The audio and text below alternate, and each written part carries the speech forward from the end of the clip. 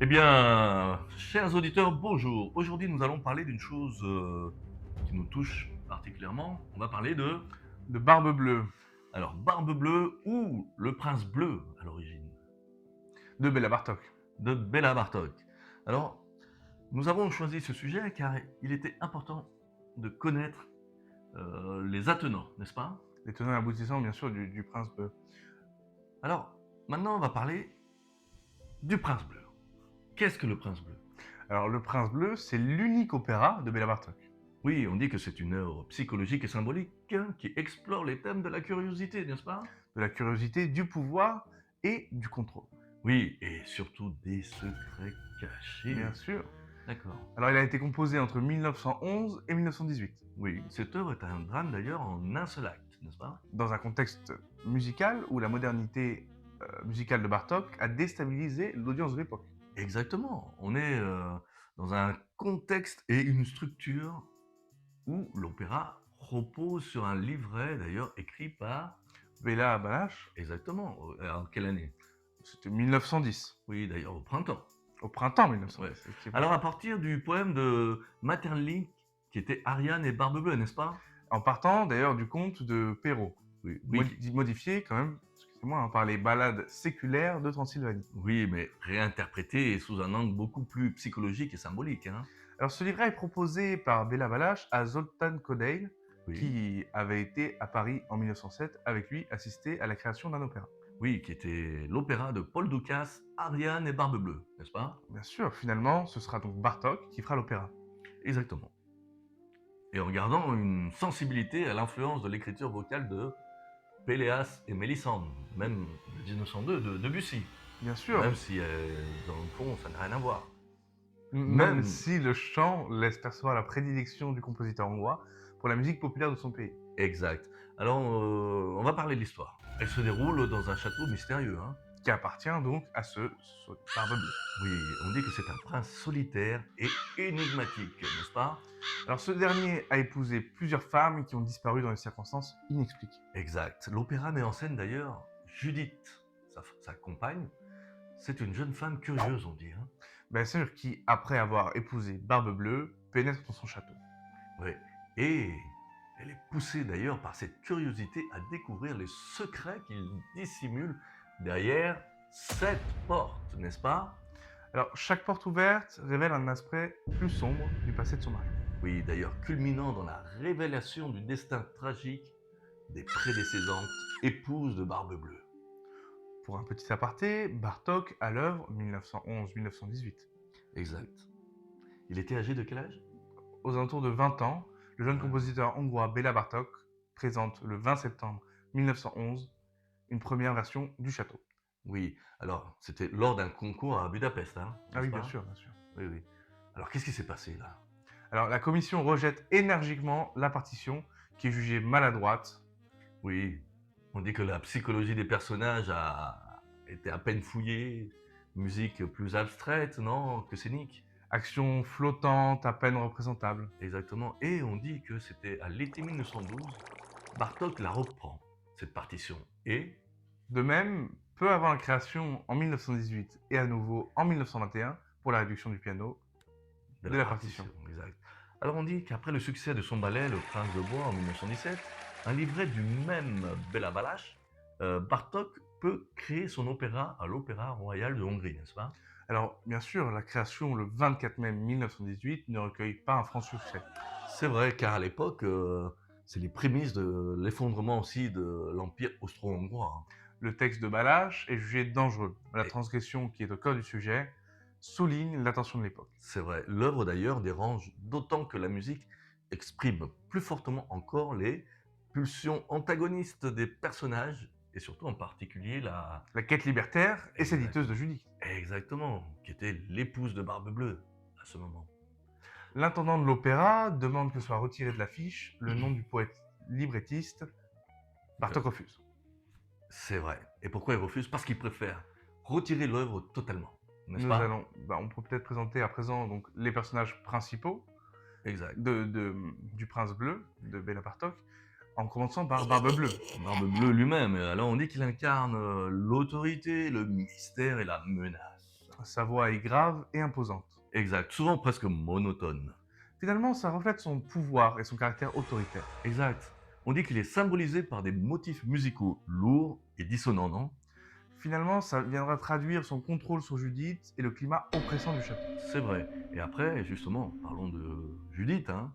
On dit que c'est une figure de la curiosité et de l'espoir au début de l'opéra, n'est-ce pas? Alors elle est représentée par une musique plus fluide et lumineuse. Exact.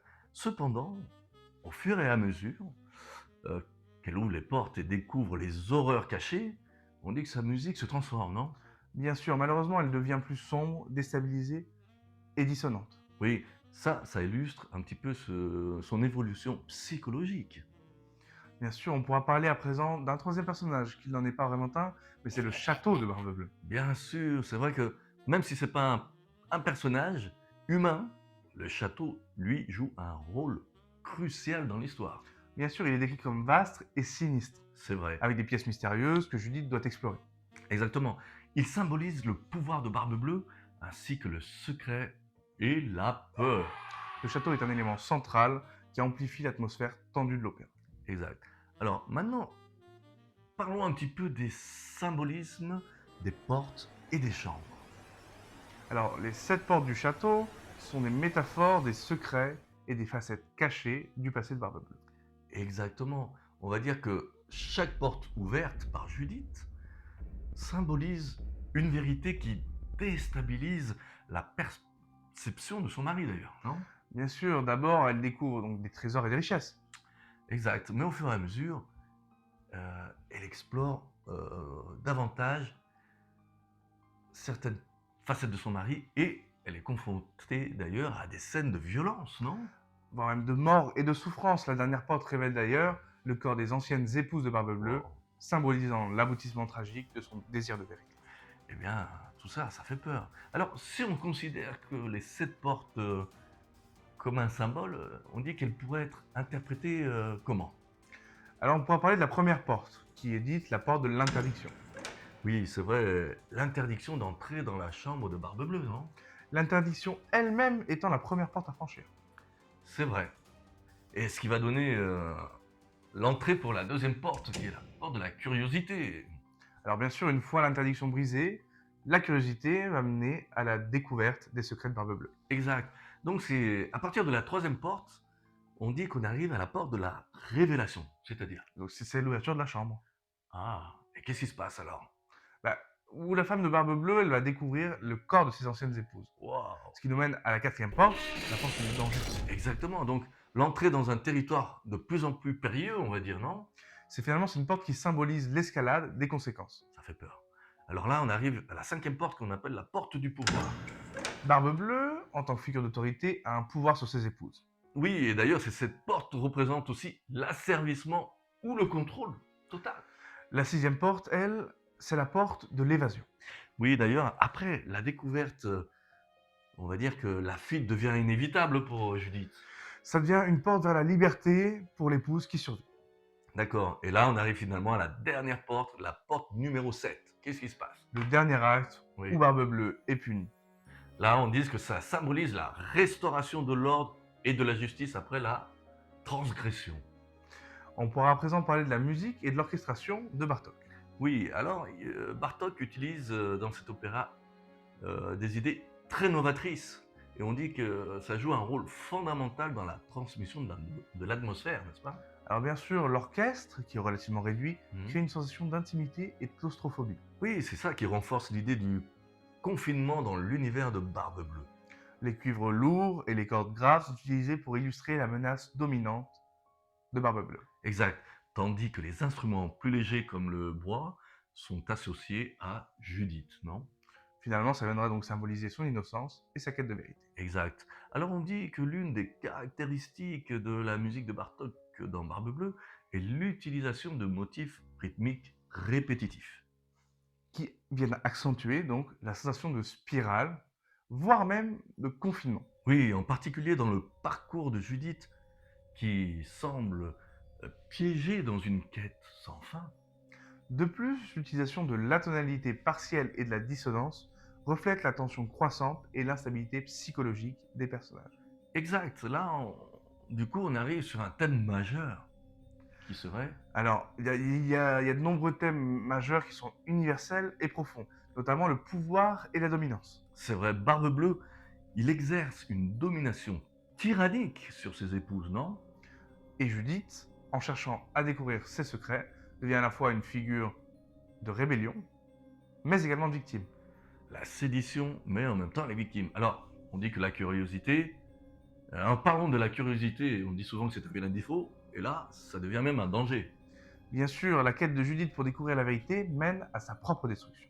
D'ailleurs, ce thème questionne les limites de la connaissance humaine et la tentation de percer l'invisible.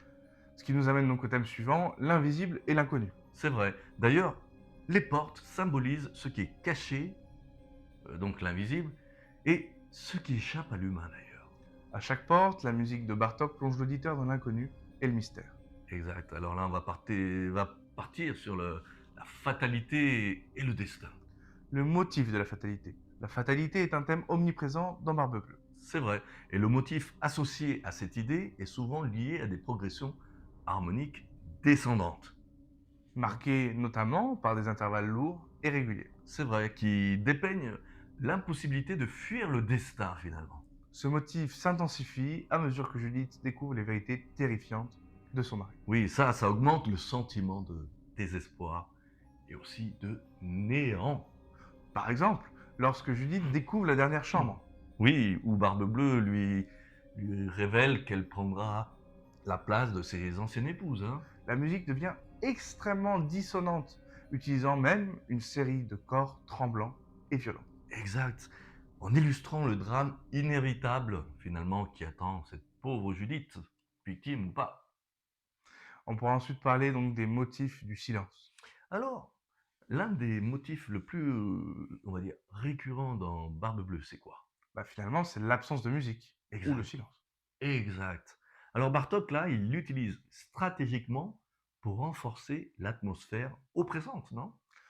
Mais également le sentiment d'isolement de Judith. Oui, c'est vrai qu'à chaque fois que Barbe Bleue répond d'une manière froide et monosyllabique, la musique, elle... Elle cesse temporairement. Exactement, et ça crée vraiment cette tension encore plus dans l'interaction, non?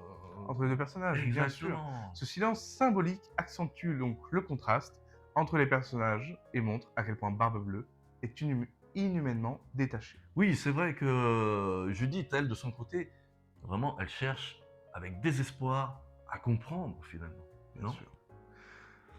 Enfin, pour conclure, à sa première en 1918, Le Prince Bleu ne fut pas bien accueilli. Alors oui, c'est très important de parler de ça parce que on dit que c'était en raison de son langage musical complexe, non? Et de son intensité émotionnelle. Exactement. Alors, à cette époque, les auditeurs avaient quand même du mal à comprendre ce style novateur, non? Le style novateur, oui, de Bartok. En somme, Le Prince Bleu est une œuvre complexe et fascinante qui mêle habilement musique, psychologie et symbolisme. Exactement.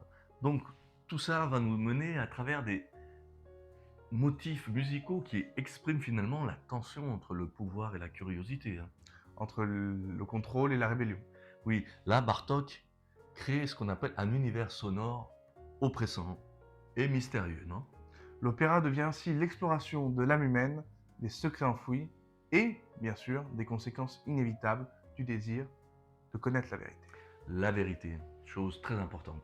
Maintenant, disons que le fait que c'était aussi l'unique opéra du compositeur, hein, l'œuvre de Bartók est une œuvre qui n'obéit pas au code de l'opéra traditionnel, non? Bien sûr, parce que peu de personnages, pas de scènes, de récitatifs ou de grands airs. Oui, c'est vrai que nul contexte historique ou conspiration machiavélique, non? Il n'y a que deux personnages, Barbe Oui. Bleue et sa femme Judith. Oui, d'ailleurs qui se divisent dans un crescendo d'opposition puis de violence, n'est-ce pas? Bien sûr, pour finir, bien que l'opéra ait connu un accueil mitigé à sa première, il est aujourd'hui considéré comme l'un des plus grands chefs-d'œuvre du XXe siècle. Exactement. Voilà tout ce qu'on peut dire. Nous sommes aujourd'hui au XXIe siècle et il reste tout de même une œuvre exceptionnelle, n'est-ce pas? Exceptionnelle et marquante, bien sûr. Exactement. Donc, si vous voulez en savoir plus, n'hésitez pas à nous les mettre en commentaire.